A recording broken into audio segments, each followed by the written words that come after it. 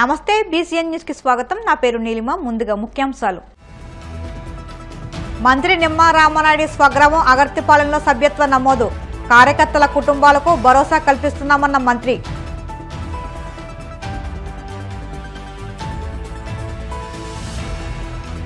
అక్రమ కేసులు అరెస్టులను వెంటనే ఆపండి, కూటమి ప్రభుత్వానికి హితవు పలికిన వైసీపీ లీగల్ సెల్ అధ్యక్షులు మనోహర్ రెడ్డి।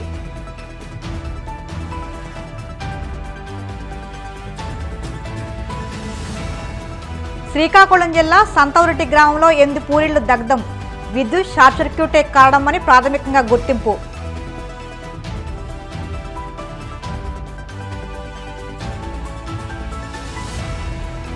మంచిర్యాల జిల్లా బెల్లంపల్లి జాతీయ రహదారిపై ఘోర రోడ్డు ప్రమాదం, ఓ చిన్నాడితో పాటు అమ్మమ్మ దుర్మరణం। పశ్చిమ గోదావరి జిల్లా పాలకొల్లు మండలం మంత్రి నిమ్మా రామనాయుడు స్వగ్రామం అగర్తిపాలెంలో మంత్రి రామనాయుడు స్వయంగా ఇంటింటికి వెళ్లి టీడీపీ సభ్యత్వ నమోదు కార్యక్రమం చేపట్టారు। మంత్రి రామనాయుడు స్వయంగా ఇళ్లకు రావడంతో అధిక సంఖ్యలో గ్రామస్తులు సభ్యత్వాలు నమోదు చేయించారు। మంత్రి నిమ్మా రామనాయుడు మాట్లాడుతూ పాలకొల్లు నియోజకవర్గంలో 67,000 సభ్యత్వాలు నమోదయ్యాయని, సభ్యత్వ నమోదు ద్వారా కార్యకర్తల కుటుంబ రక్షణ కోసం పనిచేస్తున్నట్టు తెలిపారు। ఈ కార్యక్రమంలో టీడీపీ నాయకులు కార్యకర్తలు పాల్గొన్నారు।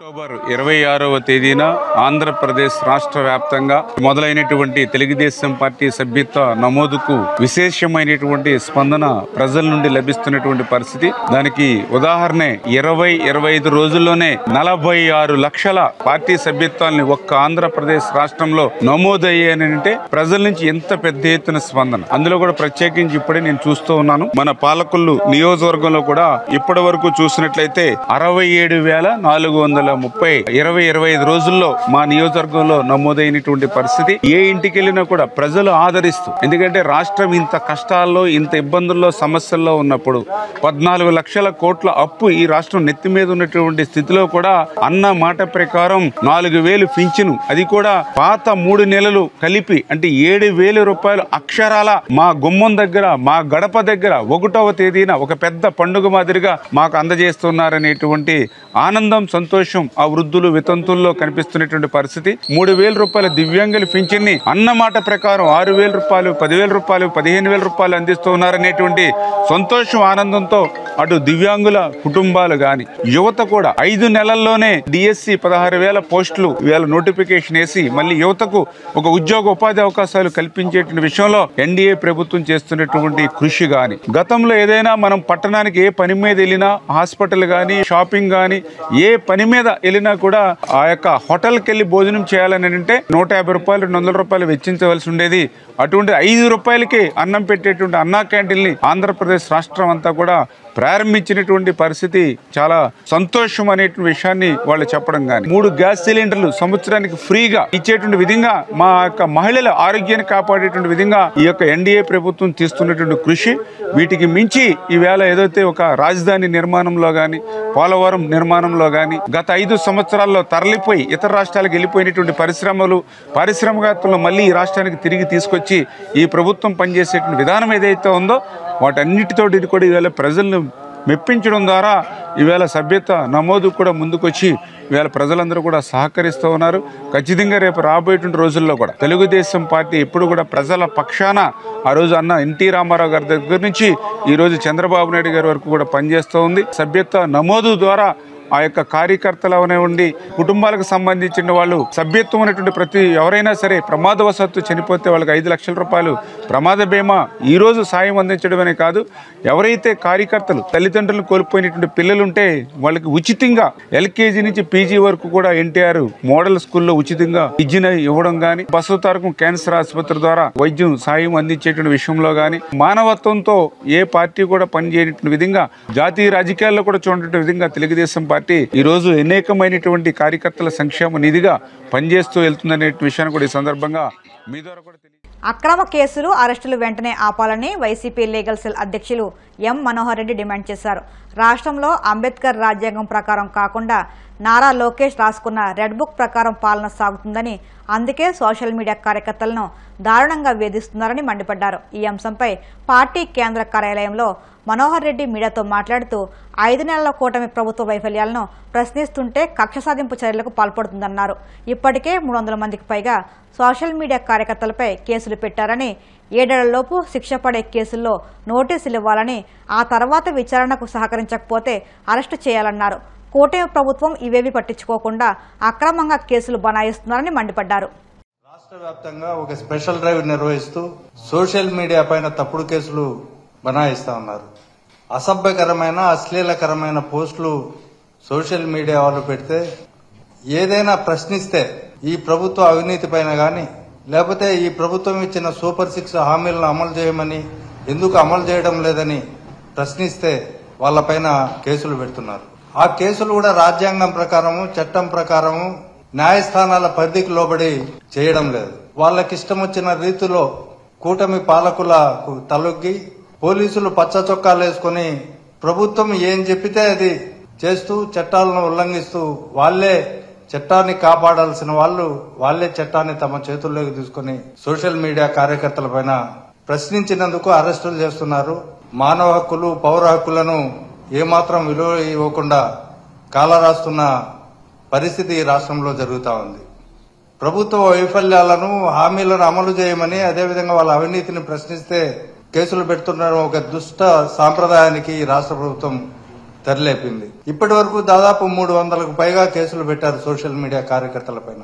తర్వాత వాళ్ళకి చట్ట ప్రకారం 41A నోటీసులు 7 సంవత్సరాలకు లోబడి నేరం శిక్ష పడేటట్టుగా ఉంటే వాటిల్లో వాళ్ళని అరెస్టు చేసి చిత్రహింసలకు గురి చేసిన సందర్భాలు ఉన్నాయి.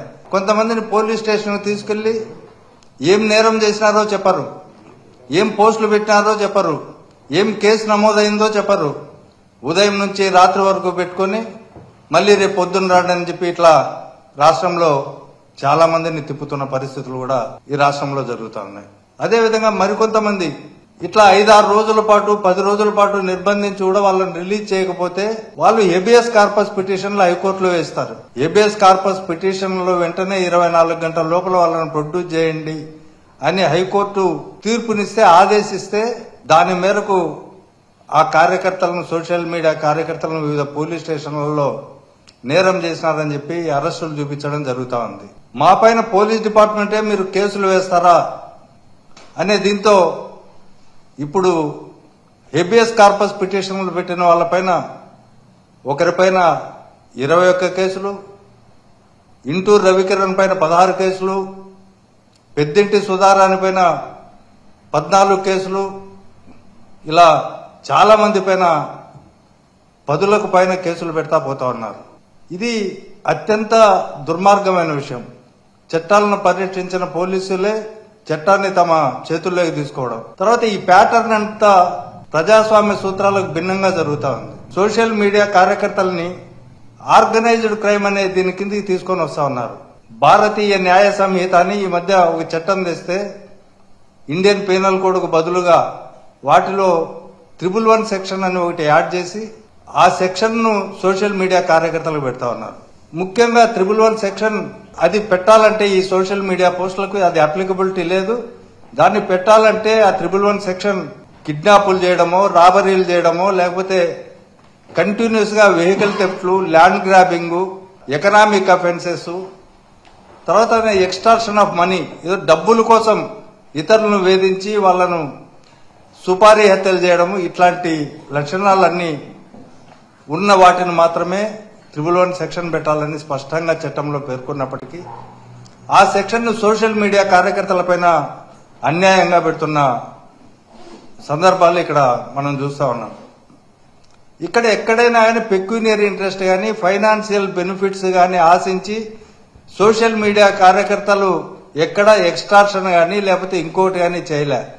ఈ ప్రభుత్వ వైఫల్యాలను ప్రశ్నిస్తున్న సందర్భంలో వ్యంగ్యమైన కార్టూన్ల ద్వారా పాలకులను నిలదీస్తే వాళ్లపైన ఈ 111 సెక్షన్స్ పెట్టడం అనేది చాలా దుర్మార్గమైన.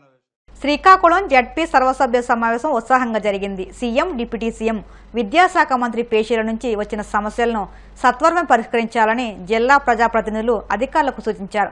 నీటి పన్ను వసూళ్లు చాలా మండలాల్లో ఇంతవరకు ప్రారంభించలేదని చెప్పారు. 3 వారాల్లో నీటి పన్ను వసూళ్లు పూర్తి చేయాలని ఆదేశించారు. కొన్ని కార్యాలయాలకు భవనాలు లేవని, ఉన్న భవనాలు సరిపోవడం లేదని చెప్పారు. నూతన భవనాల కోసం అవసరమైన ప్రతిపాదనలు అందజేస్తే అవసరమైన నిధులు మంజూరు చేస్తామన్నారు. అలాగే సమాధానంతో ప్రశ్నలు ఏమన్నా ఉంటే వాటికి సంబంధించి కూడా మనకి ఎటువంటి లేవు.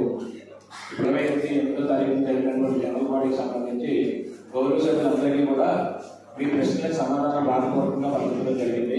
అలాగే గౌరవ జిల్లా కలెక్టర్ గారి రివ్యూ చేయడం అప్డేట్ కూడా మరి 2వ సభ్యులకు పంపించడం జరిగింది. సర్వసభ్య సమావేశానికి వీలు చూసుకొని వచ్చినటువంటి కలెక్టర్ గారికి, మరి అలాగే జాయింట్ కలెక్టర్ గారికి, అందరూ కూడా ఫస్ట్ టైం ఏమో ఇంతమందిగా వచ్చారు.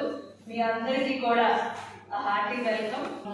వీటితో పాటు 3 రకాల కామన్ క్యాన్సర్స్, అది breast cancer, cervical cancer and oral cancer, ఈ 3 క్యాన్సర్స్ కూడా మేము సర్వే చేస్తున్నాము.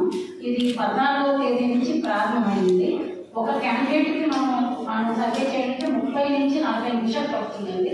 40 మందికి మనం స్క్రీనింగ్ చేయడం జరిగిందండి శ్రీకాకుళం జిల్లాలో. రెండవది health checkups per children, 0 to 18 years పిల్లలు, అంగన్వాడీ నుంచి అప్పుడే పుట్టిన పిల్లల నుంచి అంగన్వాడీలో ఉన్న పిల్లల్ని, స్కూల్ పిల్లలకి 18 ఏళ్ళ వరకు, intermediate plus degree first year వరకు అందరికీ కూడా మనం హెల్త్ చెకప్స్ కూడా స్టార్ట్ చేశాం ఈ నెల 15వ తేదీ నుంచి. స్క్రీనింగ్ చేసిన తర్వాత వాళ్ళని లేదా సర్జరీస్ చేయడం మనం అందరికీ ఇక్కడ చూస్తుంటాం.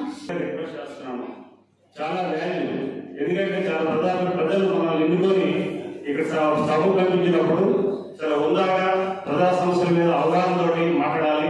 రాజకీయ వేదికలు మాట్లాడుకోవడానికి చాలా ఉన్నాయి. మేము ఎంపీలుగా మేము కానీ, జిల్లా పరిషత్ కృష్ణ వాళ్ళు కానీ, లేకపోతే జడ్పీటీసీ మీరు కానీ, లేకపోతే మిగతా పెద్దలు కానీ, ఎవరైనా సరే ఎంపీలు కానీ ఒక స్పష్టమైన ఇష్యూ. ఎందుకంటే గౌరవ సభ్యులు చూశాను, ఒక చర్చ అడిగారు, ఆ చర్చ విషయంలో కూడా చెప్పారు, వారు బాగా మాట్లాడారు. అలాగే మిగతా విషయాల్లో కూడా మేము చేస్తాం అన్నకంటే సమస్య, ఎందుకంటే చాలా ఎజెండా ఉంది, చాలా చూస్తే దాదాపు 2 రోజులు పడుతుంది ఎజెండా. ఇంక 2 ఎజెండా మన 2 అంశాలు మనం ఉన్నాం. ఇది పక్కన పెట్టే పరిస్థితి తీసుకురావద్దు. దయచేసి గత ఏం జరిగింది పక్కన పెడితే ఈసారి ప్రతిష్టాత్మక తీసుకున్న పథకాలు ఏవైతే ఉన్నాయో ఖచ్చితంగా మీకు హక్కు ఉంది, అడగండి అధికారులు. కానీ విషయాన్ని మన పార్టీ చేసింది బయట చేసే విషయాన్ని చర్చించుకోవడం అనేది ఇక్కడ అనవసరం నా అభిప్రాయం. దయచేసి దాంతో 114 పనులు ప్రారంభించబడలేదు. అలాగే ఏపీఆర్ఆర్పి 83 పనులు కానీ 243.9 కిలోమీటర్ల పొడవున్న రోడ్డుకి 66.92 కోట్ల అంచనాతో వీటితో మంజూరు కాబట్టి ఇల్లు 9 పనులు పూర్తయింది. 4 పనులు వివిధ దశలో ఉన్నాయి. మిగిలిన పనులు ప్రారంభించబడలేదు. అలాగే నబార్డు పథకం కింద 5 పనులు 14.37 కిలోమీటర్ల పొడవుతో 7.22 కోట్ల అంచనాలతో మంజూరు కాబట్టి పనులు జరుగుతున్నాయి.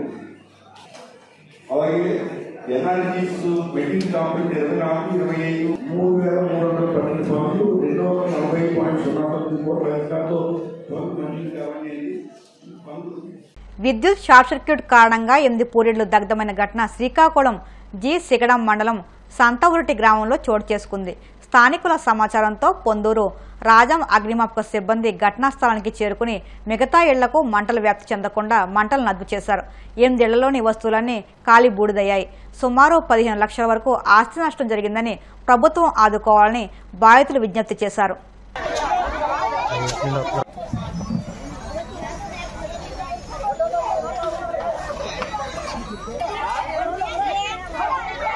ఇప్పుడు కాసేపు ప్రకటనలు.